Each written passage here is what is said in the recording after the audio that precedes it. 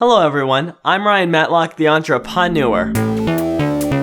Actually, hold up, stop, scratch that. I'm not gonna be a very good entrepreneur today. It's mostly just gonna be Ryan Matlock. Here on Fantastic Fridays, as the entrepreneur, I like to make jokes and puns, but today's not really the day for either of those. You see, normally on Fantastic Fridays, I give you the lowdown on these really weird, bizarre holidays, and I tell you how they're weird and why you should celebrate them. But today's such a serious day that I don't feel like I should be joking around. As I'm sure you all probably know, today is September 11th, the anniversary of what we have come to call 9/11, the day when Islamic terrorist group Al-Qaeda flew planes into the World Trade Center complex and the Pentagon, resulting in nearly 3,000 deaths. It seems a lot of people have a story about where they were and what they were doing and what they were thinking on that day, but I don't have that. I remember my mother being very worried as she watched the news report, but that's about it. Everything else I know, I learned later on in life. It's a day that Americans won't soon forget, nor should they. It was one of those pivotal moments where we found the world not as safe a place as we thought it was. And it's the reason I won't be making jokes today.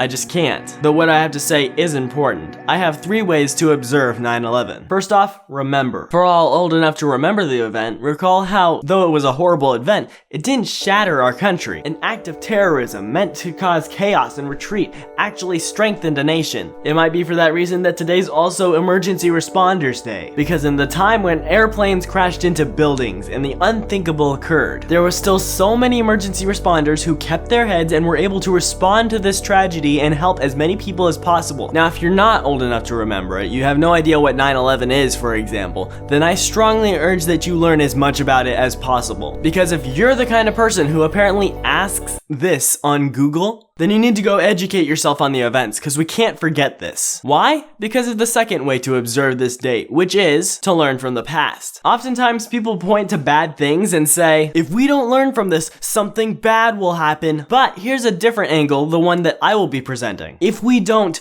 do this, something bad will happen. What is this thing that I'd like us to do? Well, while 9/11 was a horrible event and not something I'd ever want to occur again, I feel that it strengthened us as a country. The United States of America stayed, united during a harsh time. Something horrible happened. It was in the news, it affected us, but we didn't let it break us. Terrorists wanted to terrorize us, break us, and send us into chaos and confusion, but they failed. That is the good news. Now, here's the bad news. I think 9/11 was probably one of the last times we kind of did that. The last time we saw an enemy as the enemy and fought together through a harsh time to overcome that enemy. Don't believe me? Pick almost any story that has been in the news in the past year or two. Planned Parenthood is doing something which is clearly illegal? Seems that we would see that as a problem and fix it. But instead we turn on each other with too many heated arguments online to count. What about Ferguson last year? One cop shot one black man, and instead of everyone working together to find out what happened using facts and evidence, everyone took a side based on who knows what good or bad reasoning, and things escalated to the point of riots, vandalism, and death. I don't like where the country's going. You know how when you have horrible friends, you say, with friends like these, who needs enemies? Well, if we see something in the news, and the first thing we do after seeing such a thing is choose a side based on political preference and go to war against each other,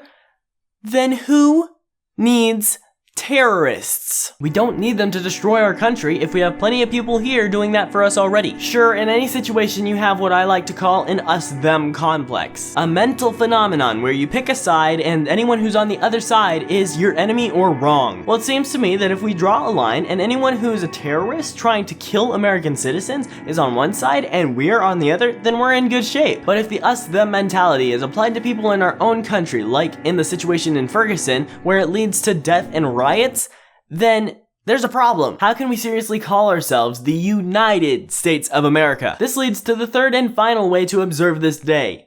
Try to unite our nation. We're divided in so many ways. Whether you're black, white, or whatever race you are, there are people who will judge you based on your race without stopping to consider that you're part of the human race. People call you names and say that you're wrong because you're a Republican or a Democrat, no matter what view you might hold. What happened to judging someone based on their actions and who they are as a person? You know, instead of pointless labels. As Smokey the Fire Bear put it, only you can stop forest fires. Well, the tension that is burned up in America over multiple disagreements is flaming up badly, and only you are the one who can stop it. Next time you get into a comment debate online, for whatever reason you decide to do that, respect the person on the other side of the internet. It's really just as simple as the golden rule. Treat people as you would like to be treated. So in conclusion, remember 9/11, learn from what happened, and unite our nation.